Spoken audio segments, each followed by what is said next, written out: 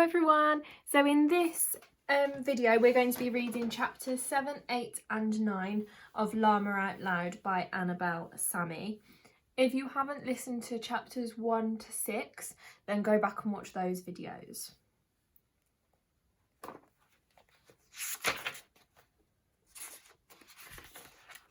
Okay, let's find chapter 7. Also, what happened at the end of chapter 6? So, she had just met Levi the llama, and she tried to throw him out of her bedroom window. And if you remember, he was hanging on the windowsill like that, on the window ledge. So let's start. Chapter 7, A School of Fish. Michael, good morning, Miss Zainab. Jeremiah, here, Miss Zainab. Betty, morning, Miss Zainab. Tia, good morning, Miss Zainab. Yasmin? Miss Zainab looked up from her desk and Yasmin blinked back at her. She hadn't slept much, spending most of the night convinced she was in a llama-infested nightmare. She'd only managed to get dressed and leave for school by keeping Levi trapped underneath the laundry basket and shoving a heavy duvet over the top to drown out his chatter. It had been exhausting. And Yasmin's here, Miss Zainab smiled. Great, a full class, plus our new addition. Standing dutifully next to Miss Zainab's desk was a boy, a new boy. He was quite tall for his age, skinny, with tight curly black hair. Without any prompting, he suddenly stood forward. Hi, I'm Ezra. He looked expectantly around the room. A girl at the back of the class, Tia, sniggered. Tia had been Yasmin's best friend in years 1 and 2, but as soon as they came back from summer holiday for year 3, Tia decided they couldn't be friends anymore. It's just, you don't speak, Yasmin, Tia had shrugged, and me and the other girls think it's a bit weird. Then she turned and ran off in the direction of the group of girls and hadn't looked back since. Now that same group of girls were giggling at Ezra from the back of the classroom. Clearly they thought he was weird too. Ezra didn't seem to notice. He was engrossed in the Rubik's Cube Miss Zainab had on her desk. Ezra is joining our class. Miss Zainab took the Rubik's Cube out of Ezra's hand. He picked up a mechanical pencil and started clicking away at it. And I expect everyone, Miss Zainab removed the pencil and Ezra immediately walked over to check out the wall display to give him a warm welcome. Miss Zainab finally caught hold of Ezra's hand and led him back to the front of the class. He just couldn't seem to keep still. So, Miss Zainab said, who would like to be a buddy for Ezra this week as he gets used to the school? Yasmin's kindly teacher was met with a resounding silence. Yasmin certainly wasn't going to volunteer. She couldn't look after someone else, someone new, whilst also trying to work out what to do with Levi. Yasmin did her best to avoid her teacher's gaze, looking firmly down at her desk until... Yasmin, Miss Zainab chirped. Yasmin winced. You will be the perfect person to buddy up with Ezra. You're so sensible and focused. Plus, you know what it's like to be a new student. To a chorus of giggles from Tia and the other girls, Miss Zainab pulled up an empty chair next to Yasmin's desk and plonked an exercise book down on it. Ezra happily strolled over and shuffled in next to Yasmin, smiling a gap-toothed smile at her all the while. Yasmin grimaced. This was only going to make her life 1,000 times harder. Couldn't she get some peace anywhere? But Miss Zainab was right. Yasmin did know what it's like to be a new student. And this, dear reader, is where the infamous purple/poo incident comes in. I know you've been desperate to hear about it since I mentioned it earlier. So let's pop over to Memory Corner. I would briefly like to take you back in time to Yasmin's first day at Fish Lane Primary School. Aww, she was so little and cute. Except that this was quite possibly the most embarrassing day of her life. And luckily for us, the funniest. Picture the scene. It's a whole school assembly. Yasmin doesn't know anyone. The head teacher calls her up in front of everyone to introduce herself. Yasmin, who last spoke when she was 3 years old, decides that today's the day she tries speaking again. The head teacher starts easy. She prompts, tell everyone your name. Yasmin gulps, coughs a little, and then announces quietly, Yasmin. Then the head teacher throws a curveball. Something Yasmin hasn't prepared for. And why don't you tell us something you like? For example, your favourite colour? Yasmin's throat goes dry. She likes purple and blue, but she's only just conquered saying one word. She isn't about to say 3. She racks her brain. Purple or blue? Purple or blue? Purple or blue? Then in a confident, somewhat too loud voice, Yasmin declares, "Pooh!" There is an audible silence in the hall. Instead of saying purple or blue, she ends up squashing the words together. Mortified, Yasmin runs back to her place with her head low, trying not to show everyone her burning red cheeks. So that had gone well. Not. Yasmin once again had been reminded that speaking wasn't for her. It's safe to say that the memory was one she was trying to forget. Chapter 8. One more problema. It was break time, and as usual, Yasmin was sitting at a desk inside practicing checkers. Her opponent was incredibly tough. She seemed to know Yasmin's every move. But this was probably because she was playing against herself. You see, not many other 10-year-olds liked playing checkers, a strategy board game where 2 players moved their counters diagonally across the black and white squares to capture each other's pieces. It took patience, forward thinking, and was most commonly played by those aged 70 or over. Yasmin didn't really have any friends at school, especially after the purple/poo incident and Tia branding her weird. She had been upset at first, but now she was kind of used to it. If she could find a 10-year-old who didn't mind one-sided conversations, knew that checkers and drafts were not the same thing, and loved jammy dodgers, then that would be perfect. But for now, she would stay inside at break, practicing at every opportunity for her upcoming matches. Unfortunately, she wasn't the only one who had decided to sit inside this break time. At the far side of the classroom, Ezra was perched on one of the red plastic chairs in the reading corner. He was surrounded by at least 10 books, which he continually picked up, put down, and then moved on to the next.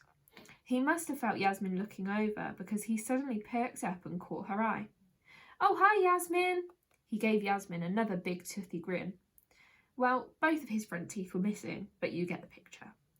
Yasmin immediately pretended to focus on her checkers game. "Do you always stay in at break time?" Ezra questioned, moving over to Yasmin's table. Now that she'd made eye contact, it was clear that Ezra thought she wanted to be friends. This certainly wouldn't do. Yasmin made a mental note to be more aloof in the future.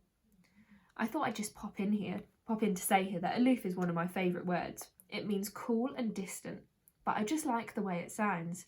Aloof. If you say it over and over again really fast, it starts to sound like floof. Am I rambling? Sorry." Ezra picked up Yasmin's pencil case, fiddling with the glitter on the lettering. "Miss Zainab told me you don't speak. I get it. My brother doesn't speak either. But I suppose he is only 3 months old." Yasmin flushed red. Why did Miss Zainab have to pair Ezra with her?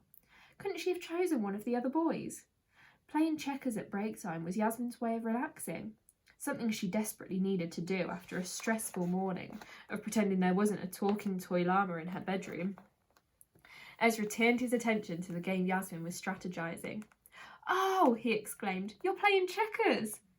Yasmin raised her eyebrows in surprise. Ezra was the first child she had ever met who actually knew what checkers was, apart from her brothers, who knew just enough to tease her about it. Ezra picked up the white piece and completed a move that Yasmin had been planning out. He chuckled as he took away the black piece. "I always play against my granddad when we go to visit him in Jamaica.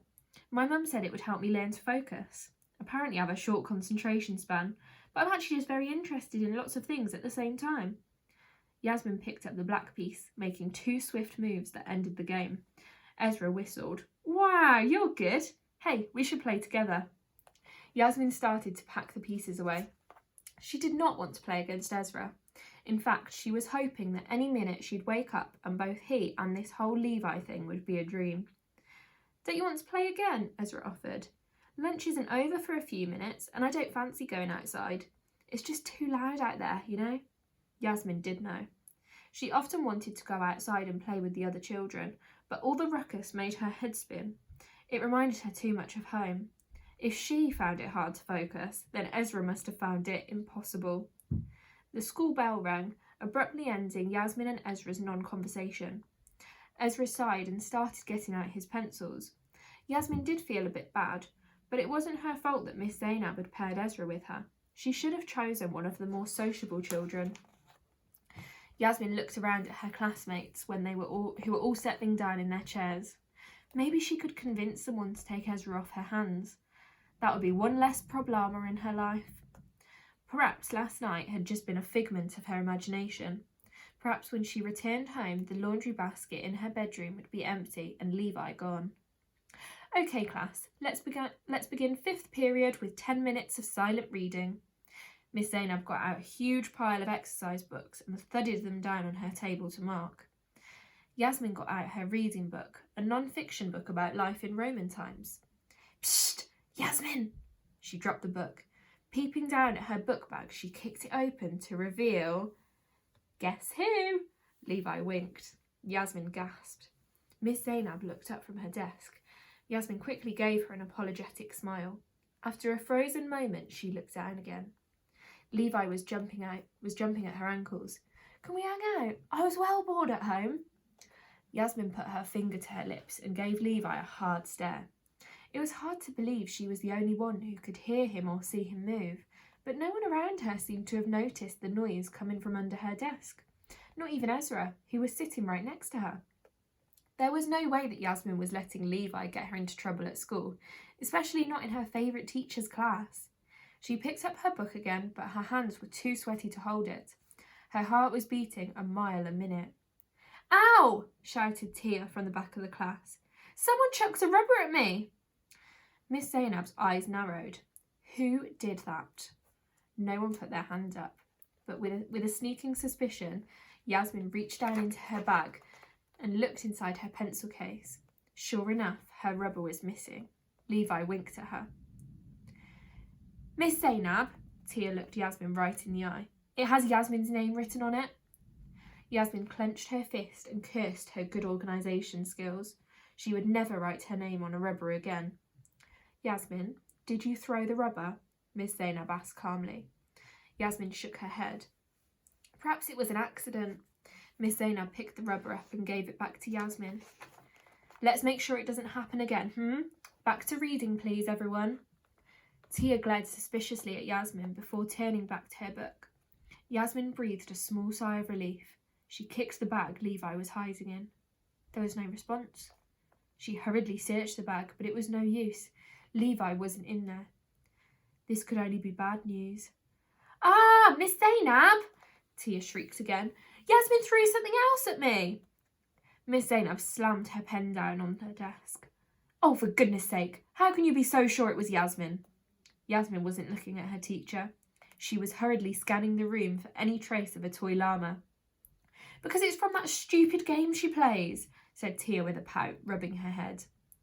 Yasmin suddenly spotted Levi perched on the desk behind Tia, the small cloth bag of checker pieces by his side. I got her right in the noggin, he laughed in delight. She won't be telling on you no more. Miss Zainab stormed up to Tia's desk and inspected the missile. Yasmin Shah, she said.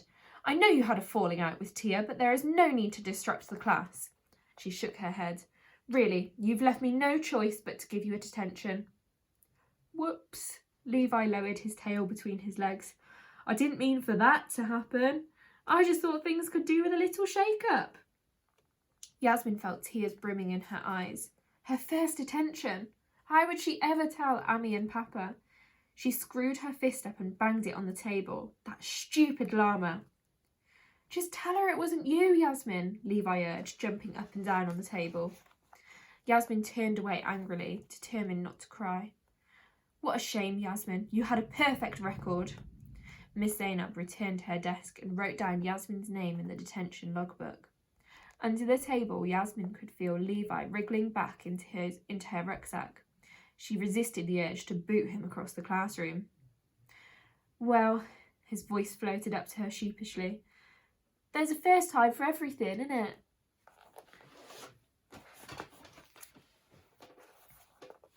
Chapter 9, Secret Agent Yasmin. Operation Get Rid of Levi was a go. Within one day, he'd managed to give Yasmin her first detention in the history of ever, and she wasn't about to wait around and see what further shenanigans he had in store.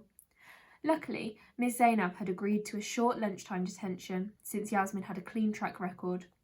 As soon as she got home, Yasmin locked Levi in her cupboard, not without a struggle first, and began planning. It was time to give Levi the boot, and she knew just how to do it. She had never actually acted out one of her missions before, but like Levi said, there was a first time for everything. The Adventures of Secret Agent Yasmin. 7:45 a.m. Yasmin and Ami leave for school in T-minus 60 seconds. Backpack, wall scaling device, top secret nuclear equations, missing Russians, illegal contraband. 3 minutes later. 7:45 a.m. Everything is in place. Secret Agent Yasmin waits for the perfect moment. Release the secret weapon. Just in time. Whoosh. And there we go, you can see him in the bin. And that is the end of chapter 9. So I'll just give you another little look at that. And then come back to see chapter 10 to 13, which I will be putting up on Wednesday. I hope that you enjoyed those chapters and thank you for listening. Goodbye.